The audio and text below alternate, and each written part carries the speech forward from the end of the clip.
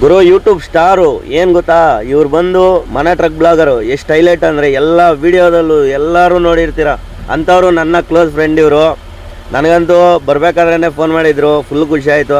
ಏನಪ್ಪ ನಮ್ಮ ವ್ಯೂವರ್ಸ್ಗೆ ಗೊತ್ತಾಗಲಿ ನೀನು ನನ್ನನ್ನು ಫಾಲೋ ಮಾಡ್ತಾ ಇದೆಯಲ್ಲ ತೋರಿಸು ಅಂದರೆ, ಆಮೇಲೆ ಇತ್ಕೊಂಡು ಏನು ಗುರು ಮೆಸೇಜ್ ಹಾಕ್ತೀನಿ ನೋಡು ಅಂದ್ಬಿಟ್ಟು ಮೆಸೇಜೇ ಹಾಕಿದ್ರು. ಫುಲ್ ಖುಷಿ ಆಯಿತು. ಇನ್ನೊಂದು ಈ ಮಟ್ಟಕ್ಕೆ ನಾನು ಬೆಳೀತಾ ಇದ್ದೀನಿ ಅಂತ ಹೇಳಿದ್ರು.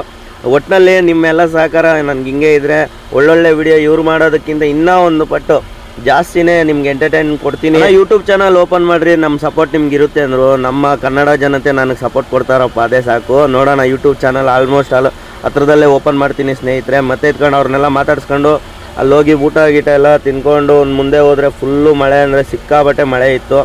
ಆ ಮಳೆ ಅಂತೂ ರೋಡೇ ಕಾಣಿಸ್ತಾ ಇರಲಿಲ್ಲ, ಆ ಪಾಟಿ ಮಳೆ ಇತ್ತು. ಅದನ್ನು ದಾಟ್ಕೊಂಡ್ಮೇಲೆ ನನಗೆ ಸ್ಟಾರ್ಟ್ ಆಯಿತು. ಅದು ಯಾವುದೋ ಗಾಡಿಯಿಂದ ಎಗರ್ಬಿಡ್ತು ಗುರು. ಎಗರಿದ ತಕ್ಷಣ ಒಂದು 80ರಲ್ಲಿದ್ದೆ, ಪಚಕ್ಕಂದ ಬಂದು ಸೇರ್ಕೊಂಬಿಡ್ತು ನನ್ನ ಮಗಂದು. ಫುಲ್ಲು ನನಗಂತೂ ಮಳೆ ಬಂದು ನಿಂತಿತ್ತು. ಮತ್ತೆ ಇಟ್ಕೊಂಡು ಅದನ್ನೆಲ್ಲ ಪಂಚರ್ ಹಾಕ್ಕೊಂಡು ಟೈಮಿಂಗ್ ಲೋಡ್ ಬೇರೆ 2300 ಕಿಲೋಮೀಟ್ರು 48 ಅವರ್ ಕೊಟ್ಟವನೇ ಗುರು. ಆ ಟೈಮಿಂಗ್ ಹೊಡಿಬೇಕು ಅಂದಾಗ ಎಷ್ಟು ಕಷ್ಟ ಆಗುತ್ತೆ ಅಂದರೆ ಆ ಕಷ್ಟ ಅದು ಒಬ್ಬರಿಗೆ ಗೊತ್ತಿರೋದು, ಅದು ಟೈಮಿಂಗ್ ಲೋಡ್ ಹೊಡಿಯೋರಿಗೆ. ಈ ನಾಗ್ಪುರ್ ರೋಡ್ ಕಿತ್ತೋಗಿರೋದು ಎಲ್ಲಾದರೂ ಹಾಳಾಗಿ ಹೋಗ್ಲಿ, ಇವ್ರು ಹಾಕೋರಲ್ಲ ಈ ಸಮಾಧಿಗಳ ಮೇಲೆ ಗುಡ್ಡೆಗಳು ಹೆಂಗಿರ್ತಾವ ಹಂಗೈತೆ.